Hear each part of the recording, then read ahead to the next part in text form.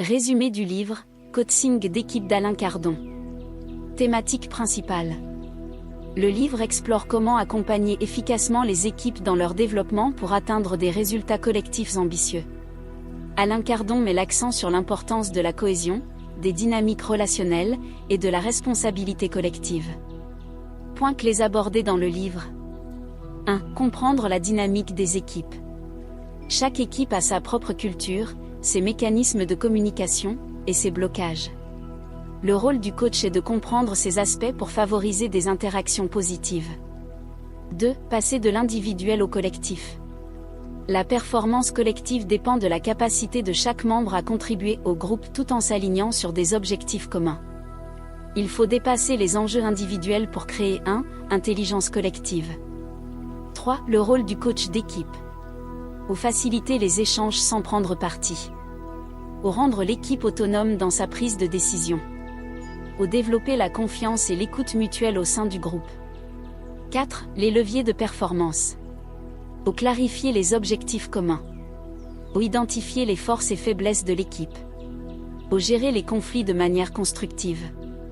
Ou renforcer l'engagement des membres. 5. Outils et techniques de coaching.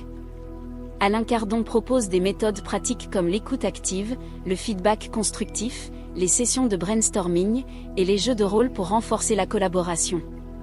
6. Favoriser la responsabilité collective.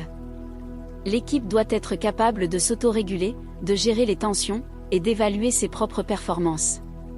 L'autonomie est un des buts principaux du coaching. Exercice pratique de la chaîne L'Art de réussir. Exercice 1. Diagnostic d'équipe.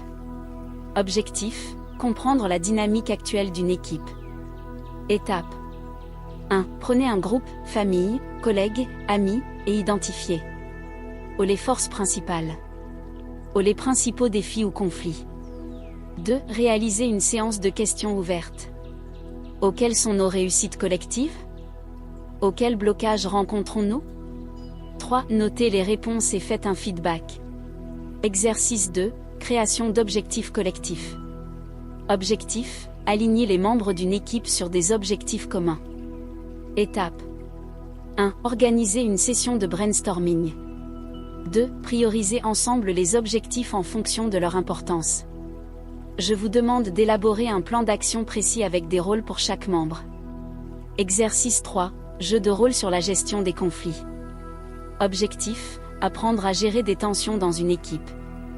Étape 1. Identifier un conflit potentiel ou fictif.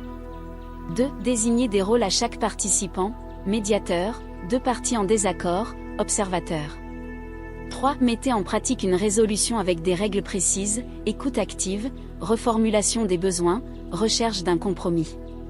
Exercice 4. Feedback collectif. Objectif, apprendre à donner et recevoir des feedbacks constructifs. Étape 1. Chaque membre donne un feedback positif et un point d'amélioration à un autre membre. 2. Règle. Toujours commencer par un point positif. Formuler le point d'amélioration comme une opportunité de croissance. 3. Débrief collectif sur l'impact de cet exercice. Le feedback est un outil puissant pour améliorer la performance, renforcer les relations et encourager la croissance personnelle et collective. Voici une explication claire de son importance, accompagnée d'exemples pratiques et d'idées pour nos vidéos sur l'art de réussir. Pourquoi le feedback est essentiel? 1. Favorise l'apprentissage et le développement. Le feedback fournit des informations précieuses sur ce qui fonctionne et ce qui peut être amélioré. Exemple, lorsqu'un collègue reçoit un retour sur une présentation, il sait ce qu'il peut perfectionner pour la prochaine fois. 2. Renforce la confiance et la collaboration. Un feedback constructif montre que vous vous souciez du progrès des autres, ce qui améliore la relation.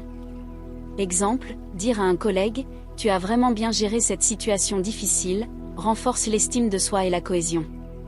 3. Aligne les attentes. Le feedback aide à clarifier les attentes et les objectifs.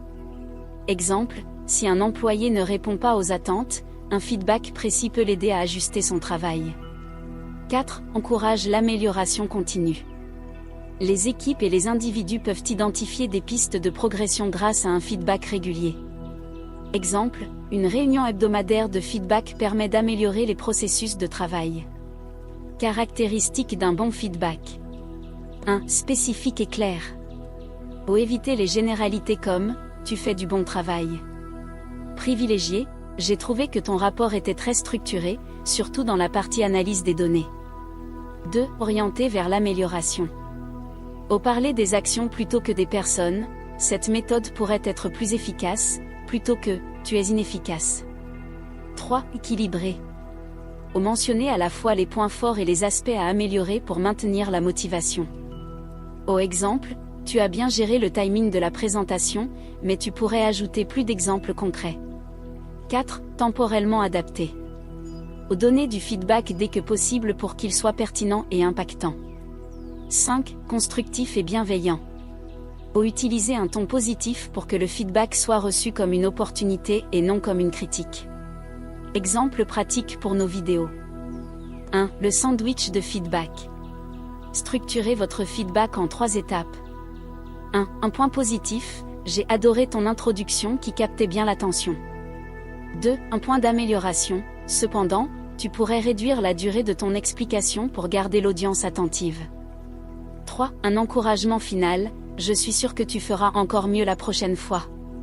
2. Feedback à 360 degrés. Expliquez le concept, tout le monde donne et reçoit du feedback dans une équipe. Avantage, cela élimine les hiérarchies et encourage l'autonomie. 3. Comment recevoir un feedback efficacement. Point clé. 1. Écouter sans interrompre. 2. Poser des questions pour clarifier. 3. Remercier pour le feedback, même s'il est difficile à entendre. Exercice 5. Renforcement de la cohésion d'équipe. Objectif, créer un sentiment d'appartenance et renforcer les liens. Étape 1. Organiser un jeu collectif, exemple, escape game, quiz. 2. Faites une discussion de groupe pour identifier les forces collectives découvertes pendant le jeu. 3. Relier ces observations aux défis professionnels ou personnels. 1. Activité de team building à faible coût.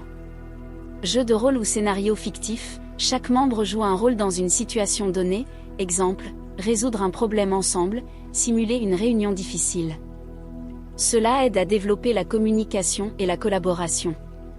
Quiz collectif, créer un quiz autour d'un thème commun, cinéma, culture générale, valeurs de l'équipe. Encourager la participation en petits groupes. Objectif, renforcer les liens dans un contexte ludique. 2. Partage des réussites et des défis. Organiser une réunion hebdomadaire où chaque membre partage. Ou une réussite personnelle ou professionnelle.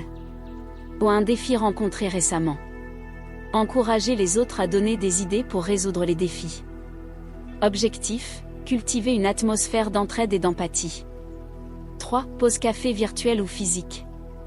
Planifier une pause café où les conversations ne tournent pas autour du travail ou des objectifs, mais sur des sujets légers, hobbies, anecdotes amusantes, films récents. Introduisez une question.